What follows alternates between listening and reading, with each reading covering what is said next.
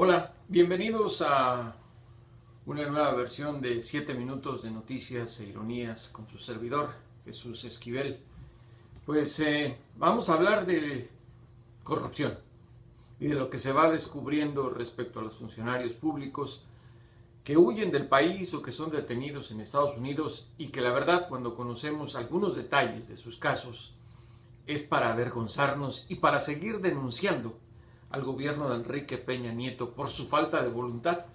para castigar a estos rateros de cuello blanco que sacan cada vez más el dinero del erario público y que tanto hace falta para el desarrollo económico del país y para combatir esa pobreza extrema que hay en algunas entidades. Resulta que Edgar Beitia Cambero, mientras fungió como fiscal del estado de Nayarit, se robó él y su familia más de 65 millones de pesos. Estos los gastaron en la compra de propiedades y cosas de lujo en Estados Unidos y en México, lo cual pues la verdad es un asunto lamentable, sobre todo porque este señor Beitia Cambero venía trabajando en Nayarit como si nada y las autoridades mexicanas no tenían la menor idea de lo que había detrás de este gran ratero hasta que fue detenido por los Estados Unidos. Entonces, es una situación, perdón por la interrupción, es una situación bastante lamentable, porque, insisto, el tema de la aplicación de la justicia es muy parcial en México. Perdón por la interrupción telefónica, pero así ocurren estas cosas. Ahora que se descubre esto, hay que ver de qué manera va a actuar el gobierno de Enrique Peña Nieto, porque no debe quedar solamente en una denuncia, en algo que se conoce, que escandaliza, y sobre todo que nos hace pensar cuántos más habrá como este Beitia Cambero en México y que ahorita se sienten tranquilos y libres de seguir robando y operando en el país como si nada ocurriera. De verdad, ya no se sabe ni qué pensar y qué decir con estas situaciones. Y hablando de rateros a gran escala y de corruptos, está el caso de Javier Duarte, el exgobernador de Veracruz, que como sabemos está detenido en Guatemala y bueno, que últimamente se ha venido quejando de maltrato, de que no le consideran sus derechos humanos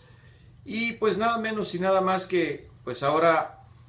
sabemos que el juez Carlos Guerra, que está a cargo del caso, desmiente las versiones de este exgobernador víctima de maltratos y dice que de ninguna manera en el penal de Matamoros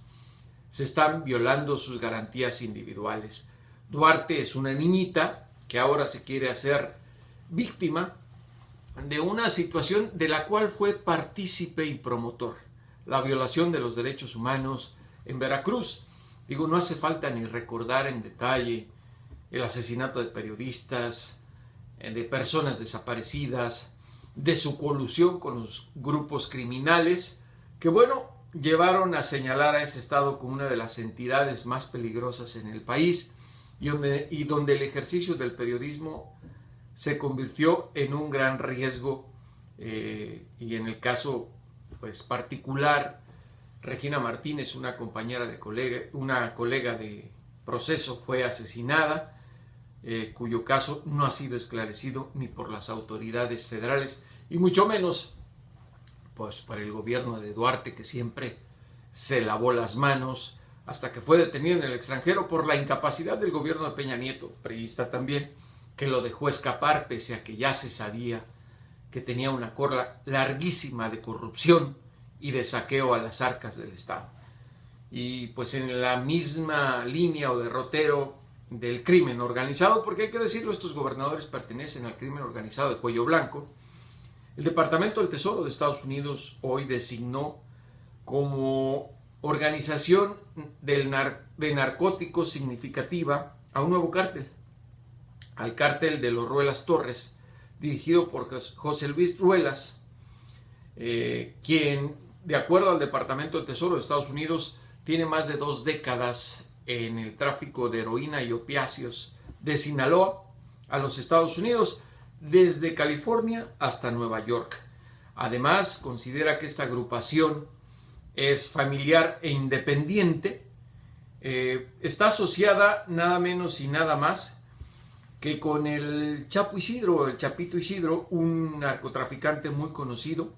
del cártel de Sinaloa. Con la designación que hace el Departamento del Tesoro a esta agrupación criminal, queda prohibido para los estadounidenses cualquier contacto con los integrantes de este cártel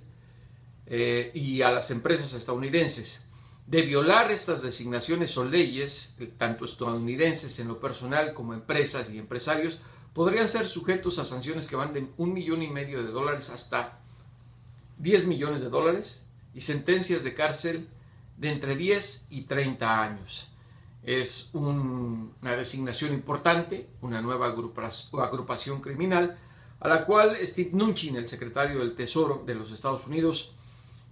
culpa de ser contribuyente importante a esta crisis de consumo de heroína que hay en los Estados Unidos, que hay que decirlo, en la Unión Americana y menos con Donald Trump se está abordando como se espera, aún cuando hace unos días Rex Tillerson, el secretario del Tesoro, el secretario de Estado, se quiso lavar las manos ante el canciller mexicano Luis Videgaray diciendo que es parte Estados Unidos del problema porque no han podido tener el consumo, que se los crea Luis Videgaray. Ahora, para la trama en Estados Unidos del caso Trump y los rusos, pues poco a poco se van conociendo más detalles. En el Congreso se han solicitado los documentos y otra información que tenga el FBI en relación a la investigación que venía haciendo sobre la supuesta colusión entre el gobierno de Rusia y la campaña presidencial de Trump para manipular las elecciones. A esa trama le falta mucho para saber si habrá o no un juicio político contra el presidente de los Estados Unidos. Hasta la próxima.